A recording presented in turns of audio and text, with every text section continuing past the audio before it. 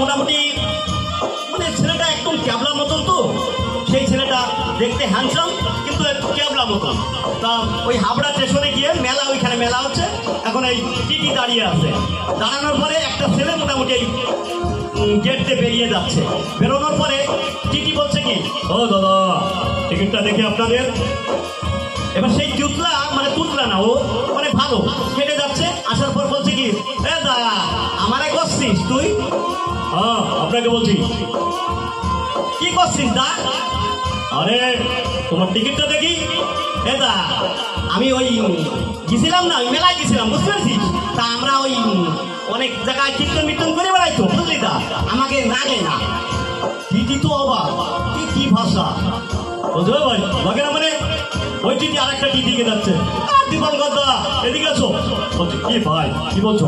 বলছে আরে টিকিট কাটেনি, দেখুন আপনার চার্জশিট দিচ্ছে না। মানে উনি সিনিয়র আর কি, টিটিদের মধ্যে উনি সিনিয়র। তো বলছে, উনি বলছে কি ভাই টিকিট কাটোনি কেন? বলছে দা জানিস না আমাকে লাগে না। বাবা ভাষা কি, কিরকম ভাষা? ভাই কোথায় বাড়ি? টিটি বলছে ভাই কোথায় বাড়ি?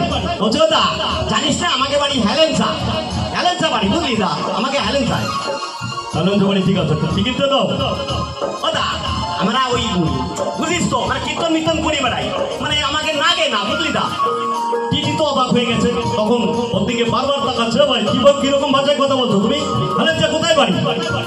হেলেন্সা কোথায় বাড়ি তোমার, বলো হেলেন্সাটা কোথায় বাড়ি তোমার? বলছো দা হেলেন্সা ওই দীপঙ্কে বাড়ি আছে না, বুঝতে পারছি।